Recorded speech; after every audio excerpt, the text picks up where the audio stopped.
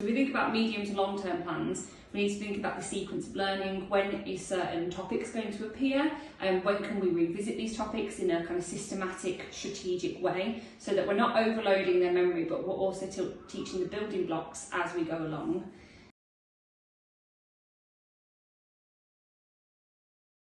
We need to be chunking our lessons into manageable sections so that children know they've got 15 minutes of this, 10 minutes of that. And if it's structured and clear enough and also regular enough, children will know what to expect, so they're not spending all of their time using their working memory processing what's going to happen next, what task am I going to do next, what part of the lesson's coming next, because they can focus on what they're actually going to be taught in that session, because they know this comes first and that comes second.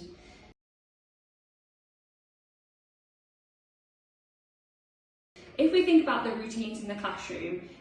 most teachers will not sit there and give 12 different instructions out and expect children to be able to process that and continue on with the tasks that they're going to be doing. So sometimes chunking them into one instruction at a time, maybe repeating a set of instructions and going back over it so the children can process what's been said again. Allowing children to repeat what is expected of them to their partner so that they can then process it in their working memory and then share it with someone else, which will give them that oral retelling, which will again strengthen their understanding of what they're doing. Also allowing things like widgets and visual support to allow children to understand what instructions have been given to them. If they've got a first, next, after visual support, they will be able to understand what they need to do in terms of their instructions.